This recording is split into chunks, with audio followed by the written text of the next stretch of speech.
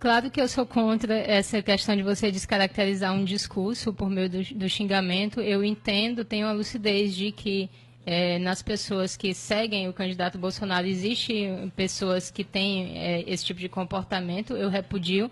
Agora, é preciso salientar também que isso é consequência já de uma descaracterização de qualquer discurso que seja contrário à esquerda. Porque a esquerda xinga de fascista todo aquele que não se comporta dentro da sua pauta. E isso é você calar um discurso. E as pessoas estão tanto quanto saturadas disso. Se você não compra a pauta feminista do aborto, se você não compra a pauta que apoia o ex-presidente Lula, que acha que ele está preso injustamente, se você não acompanha todas essas pautas ideológicas, então você quase que imediatamente é chamado de fascista. Se você, por exemplo, é a favor da escola sem partido, você é chamado de fascista. Então, o uso desse termo de uma maneira completamente irresponsável tem efetivamente calado discursos que são discursos razoáveis. Por exemplo, o meu discurso ele não é um discurso autoritário, ele não é um discurso fascista, ele não é um discurso que se encaixe em nenhum desses perfis autoritários. É simplesmente um discurso que vai contra o apoio, a apologia de uma visão de mundo que é completamente ideológica e que tem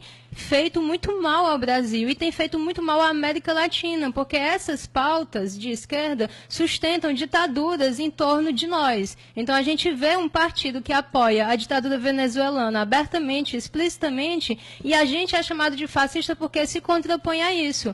A gente vê, aí a nossa amiga jornalista disse, e eu concordo que essa discussão política ela está sendo pautada muito em relação à ética e à moral, mas é claro, se a gente teve anos e anos e anos de uma pauta progressista sendo empurrada goela abaixo de todos nós, então é óbvio que está havendo uma resistência agora.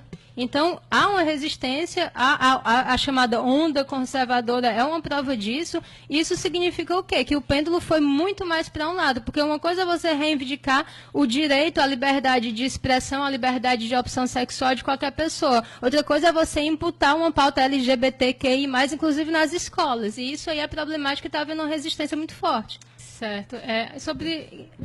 Eu percebo que há uma grande tensão, mas eu percebo também que as pessoas que estão nesse espectro ideológico da esquerda não fazem nenhuma meia-culpa. O que eu tenho tentado mostrar é que essa exaltação de ânimo, ela tem muito a ver com o fato de não haver uma meia-culpa em relação à postura da esquerda. Então, assim, não se faz uma meia-culpa em relação ao apoio que a esquerda faz em relação à Venezuela.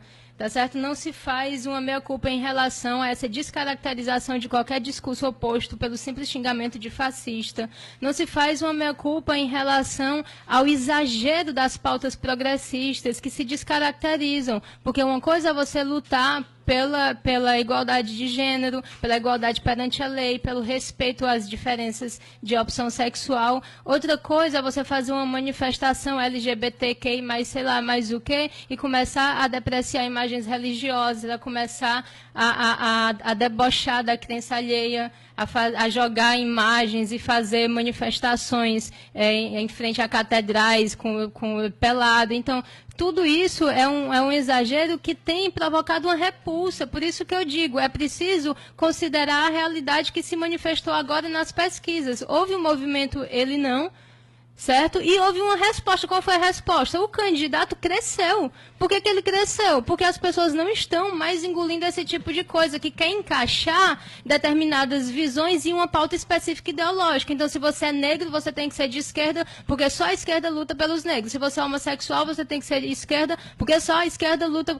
pelos homossexuais. Como assim? Então, o que é que acontece? A gente acabou de ver, por exemplo, um maquiador famoso, um homossexual, um travesti, que tem vários e vários seguidores, declarar apoio a Bolsonaro. E a fala dele foi perfeita, ela foi de uma coragem enorme, porque ele diz, eu não vejo essa homofobia, isso é um discurso que o pessoal inventa, que a mídia vai trabalhando em cima, eu não fico por aí me vitimizando porque eu sou travesti, eu não quero um direito garantido apenas pelo fato de eu ser travesti, eu estou me apresentando aqui como empresário.